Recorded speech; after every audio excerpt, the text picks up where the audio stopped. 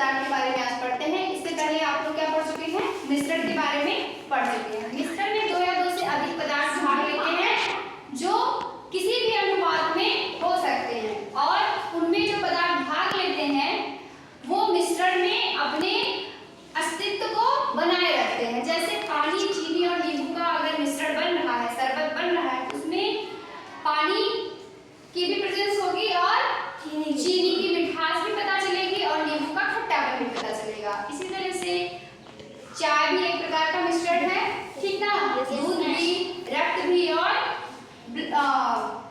खिचड़ी है ना, बेसन का लड्डू, ये सब क्या है? मिश्रण है एक प्रकार का। और आज हम पढ़ने वाले हैं शुद्ध पदार्थ। शुद्ध पदार्थ में समान प्रकार के पदार्थ भाग लेते हैं, है ना?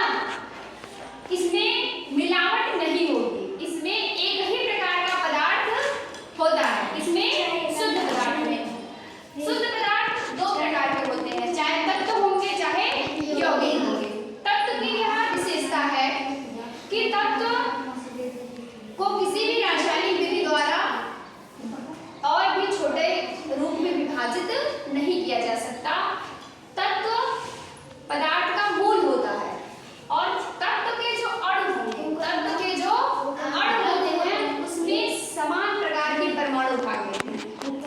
तत्व के अणु में समान प्रकार के परमाणु भाग लेते हैं। जैसे ये हाइड्रोजन तत्व है, इसका अणु बनेगा H2।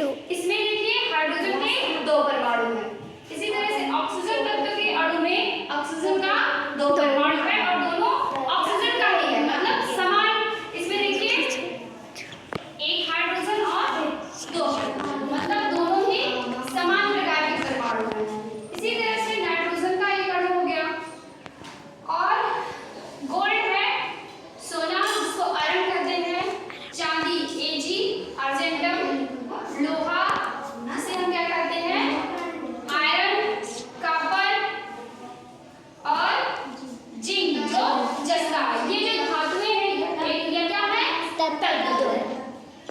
अब देखिए यौगिक जो होता है, यौगिक में दो या दो से अधिक विभिन्न प्रकार के परमाणु भाग लेते हैं। यौगिक के अणु बनाने में दो या दो से अधिक विभिन्न प्रकार के परमाणु भाग लेते हैं। जैसे आप देखिए जल का एक अणु, ये क्या है? जल का एक अणु जो है, जल क्या है? एक प्रकार का यौगिक है। H2O एक प्रकार का क्या है? यौगिक है। इसके एक अणु में देखिए हाइड्रोजन तत्व का दो परमाणु और ऑक्सीजन तत्व का एक परमाणु भाग लिया। अब देखिए हाइड्रोजन एक अलग तत्व है और ऑक्सीजन एक दूसरा तत्व है, तो दो अलग अलग प्रकार के तत्वों के परमाणु भाग ले रहे हैं, ले रहे हैं ना? Yes ma'am. तो यही इसकी विशेषता है यौगिक की, कि इसमें यौगिक के अणु में तो विभिन्न प्रकार के परमाणु भाग लेते हैं। इसी तरह से नमक एक यौगिक है NaCl, सोडियम क्लोराइड।